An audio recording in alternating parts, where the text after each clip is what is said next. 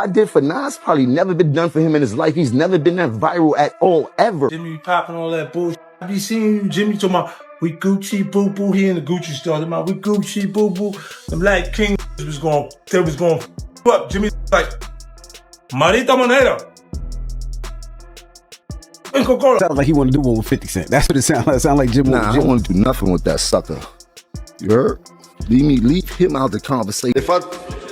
If I told you I was in the Roc Nation office, how would you feel about that? Huh? You think I was lying? That's clear enough for you? Jones, who is Jim Jones? Like, he's not on anyone's top 10 list. He's like no one's top 10 list, maybe not even his family. Jay did the remix. It was the biggest alley-oop he could do for me. I understood a lot about music, and at that time, people were looking at the wrong way, and I was looking at the right way. 50 Cent just came for Jim Jones hard, straight up exposing him after Jim tried to diss Nas. And to make it worse, 50 dropped rare footage where Jim flipped on Jay-Z, going from calling Jay soft to straight up begging for a Roc Nation deal. If I told you I was in the Roc Nation office, how would you feel about that? Huh? You think I was lying? That's clear enough for you? Everybody knows 50's never been cool with Jim or Jay, but he's always shown major respect for Nas. So when Jim started running his mouth lately, claiming he's better than Nas and even saying he made Nas go viral again, 50 wasn't having it, not one bit. I did for Nas probably never been done for him in his life. He's never been that viral at all, ever. But what 50 just exposed, this ain't just about Jim disrespecting Nas. It's about Jim's long history of flipping sides and acting shady. For years, Jim's been switching up. 1 minute throwing shade, the next minute crawling back when he needs something. And when it comes to Jay-Z, oh, it's been messy, real messy. Jim spent over a decade taking shots at Jay. He even slapped one of Jay's own executives. Wild, right?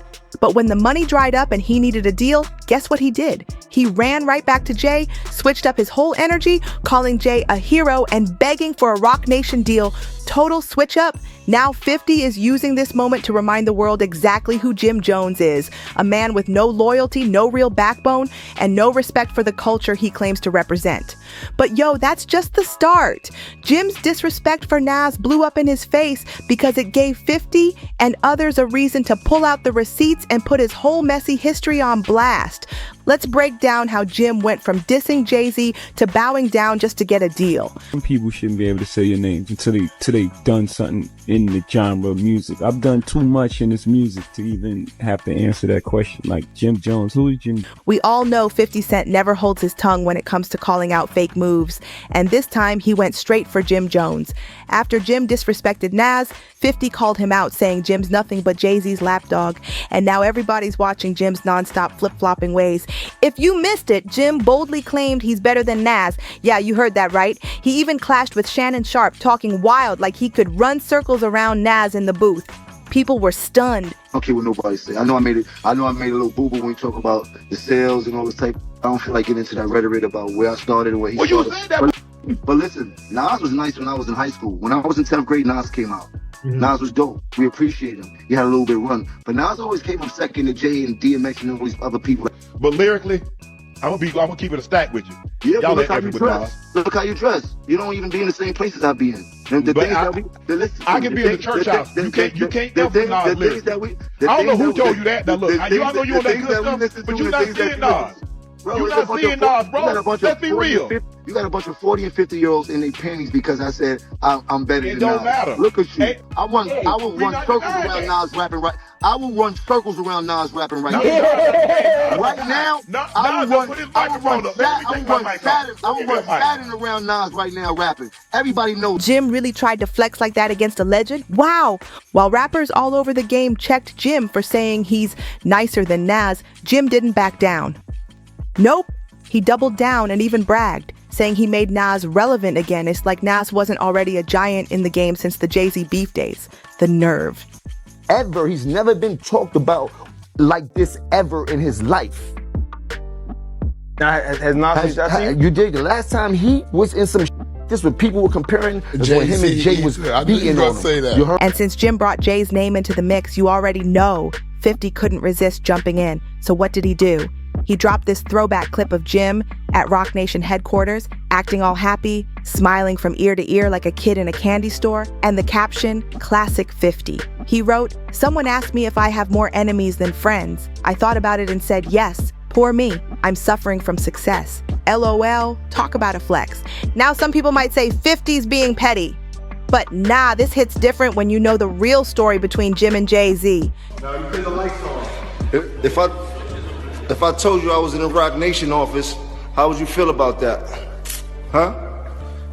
You think I was lying? That's clear enough for you? Talk to me. Let me know your sentiments. You heard? Jim spent 13 years throwing heavy shots at Jay, diss tracks, public insults, even street fights. That's not small talk. That's deep history. But when it worked in his favor, Jim Jones switched up fast and straight up begged for Jay-Z's approval. And that's the wild part right here. Jim's recent disrespect toward Nas, that's the kind of move that always comes back to haunt you, because now it's dragging Jim's whole shady history back into the spotlight for the world to see. But wait, how did Jim go from dissing Jay-Z and even slapping one of Jay's own execs to later begging Jay to sign him? Let's take it back for a second. It all kicked off in 2002 when Cam'ron and Jim Jones were first brought into Roc-A-Fella Records by Dame Dash. Jim later claimed that Cam was promised a vice president role at Roc-A-Fella. Big title, right? But Jay-Z never announced it publicly. Cam told The Source later that year, "I don't even know if I'm a take on the role as of yet. Me and Dame are still talking about it, but I mean, I can have it, it's mine." But Jay told The Source something totally different, saying, "That's not taking effect as of yet. I think the talk is a little premature right now."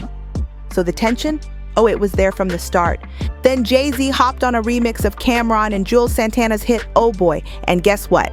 He dropped a verse taking shots at Nas. But Cam and Jim weren't having it. They straight up refused to release the remix, and Cam erased Jay's whole verse, saying later he wasn't about to let Jay use their song to settle his beef. That moment set the whole vibe going forward. Did a little something for you in the studio.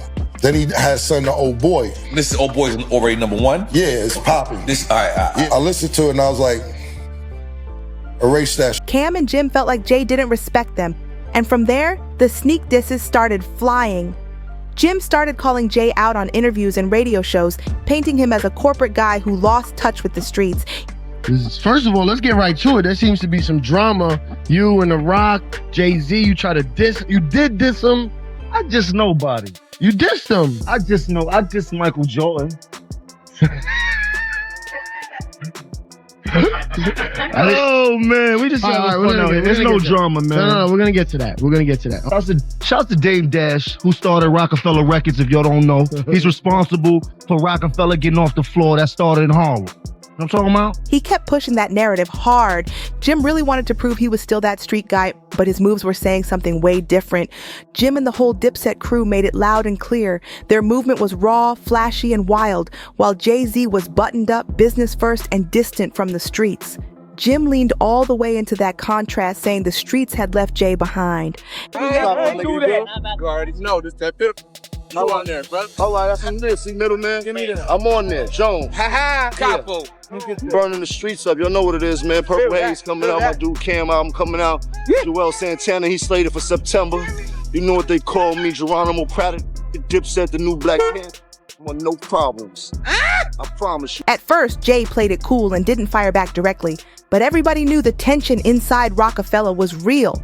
No one was hiding it.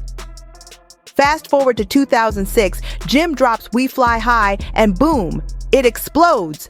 That ballin' hook became a full-blown cultural moment. Yeah, I stay clean with the bottom kitted. I hopped out saggy jeans in my rock glisten. But I spent about $8 mommy on stage doing the rain dance. For the first time, Jim had a solo smash on his hands, and Jay-Z, he couldn't ignore it anymore.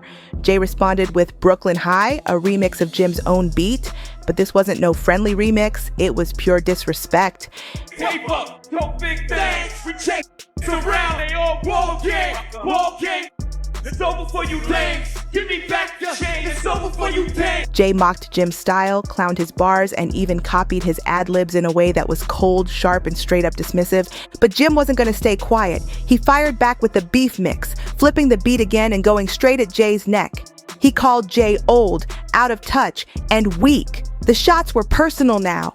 And this is where things got crazy. It wasn't just rap beef anymore. It spilled into real life. In 2008, Jim was caught on security cameras putting hands on somebody inside a Louis Vuitton store. And guess who the victim turned out to be? Jay-Z's longtime A&R, Lenny Santiago. That's wild.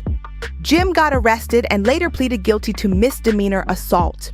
Jay-Z stayed quiet in public. No tweets, no interviews about the fight. But behind the scenes, everybody knew the message. This wasn't just bars anymore. This was personal. Jim Jones, the rapper, is going down.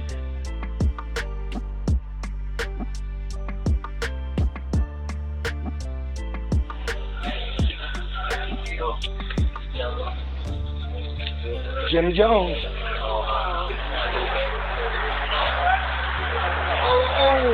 Jim Jones. A few months later, Jay did an interview with XXL talking about where rap music was headed, and he threw one last shot, saying songs like Jim's Na Na Na Na Na Na were exactly what was ruining the culture. Shots fired again. Jay-Z said it himself, loud and clear.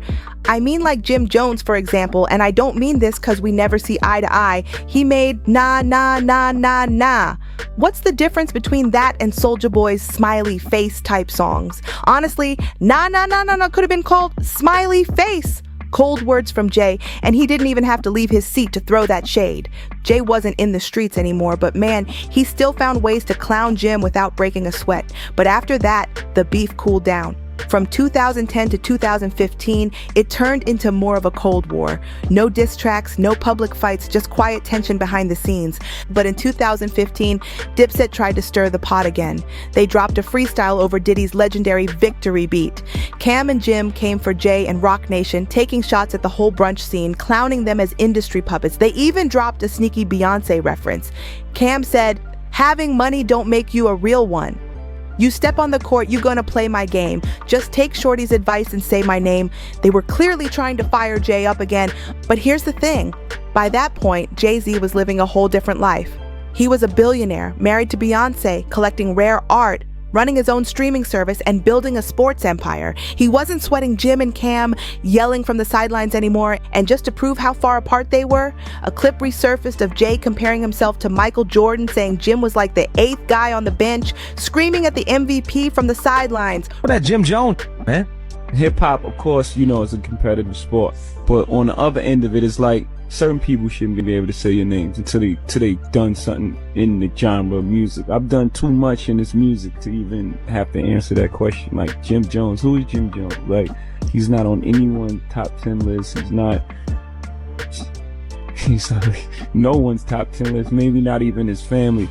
I was saying last night, it's like the 8th guy on the bench just screaming at Jordan, like, you a bum.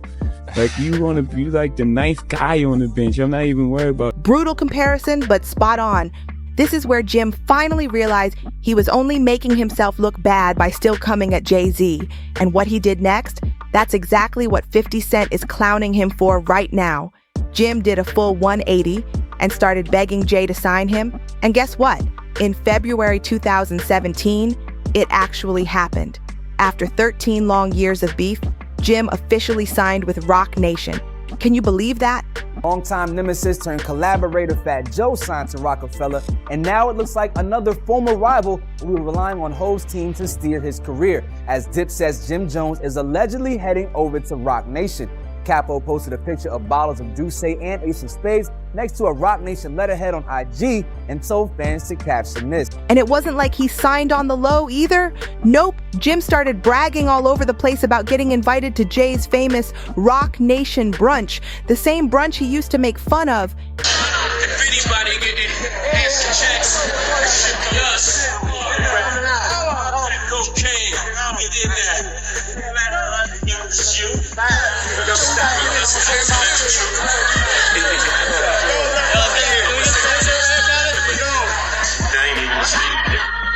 He flipped the whole script, praising Jay in public, showing crazy love, and basically doing everything he could to prove his loyalty. This is the same guy who used to call Jay soft, accused him of leaving the streets behind, and even put hands on Jay's close friend. Now suddenly, Jim's calling Jay his role model? Wild switch up. But you know what's funny? Jay didn't even give him much energy back. No big public welcome, no post shouting out the deal. There's just one photo of Jay and Jim together after the signing. And even in that pic, Jay looks like he'd rather be anywhere else but there. The energy was cold. Jim finally got to sit at the table. But Jay made it clear they were not equals, and they never would be. Jim was just another artist in Roc Nation's big folder of names. And that's the craziest part, because from 2002 to 2017, Jim built his whole name partly by bragging that he wasn't Jay-Z. And in the end, he still ended up chasing the seat next to him. Jim built Dipset as the street's answer to Roc Nation, the raw, gritty alternative to Jay-Z's polished corporate vibe. But in the end, money talked louder than pride. The whole image Jim spent over a decade creating crumbled the second he needed that deal.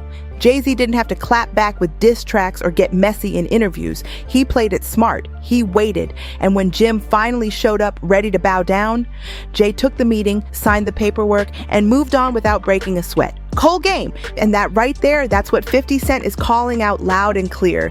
Jim spent years talking down on Jay, only to end up begging for a seat at Jay's table like everybody else. Now, honestly, most people probably would have let all that slide. Time moves on, right? But Jim made a huge mistake. He disrespected Nas, a legend in the game. And by doing that, he gave 50 Cent the perfect opening to drag out all those old receipts and expose Jim's messy history of switching sides and fake loyalty. And those receipts, man, they hit too hard to ignore. And now the streets are talking again. People are pulling out old interviews, footage, and quotes showing just how many times Jim switched sides when it suited him. 1 minute he's screaming, "We the streets," and the next he's popping up at Roc Nation brunches smiling like he just won the lottery. You can't make this up. Even some of Jim's own fans are confused, saying things like, "How you gonna rep the streets but beg for a corporate cosign?" And 50 Cent? Oh, he's loving every second of it. He keeps reposting clips, laughing at how Jim went from calling Jay soft to calling him his inspiration. And let's be real, this whole Nas situation just made it worse. Disrespecting a legend like Nas isn't the kind of move the culture forgets, especially when Nas never had to beg for anything. He stayed true to himself, and his legacy speaks louder than any trend or cosign. So now Jim's stuck in the middle, trying to convince people he's still got that street credibility, while the internet keeps reminding him of every time he switched sides. And the way it's looking, that old tough guy image, it might be gone for good. Now the big question is, how far will this fallout really go? Can Jim Jones bounce back from this and save his career? Or are we watching the final chapter of his run unfold right in front of us? Only time will tell if Jim can clean up his image or if this whole mess will stick to his name forever. One thing's for sure. When you play both sides for too long, sooner or later, people stop trusting you. And right now, with 50 Cent exposing the receipts and the streets watching, Jim's next move better be his smartest yet. But what do you think? Is Jim finished, or can he still turn it around? Let me know in the comments. Don't forget to like, share, and subscribe for all the latest on your favorite hip-hop drama. See you on the next one.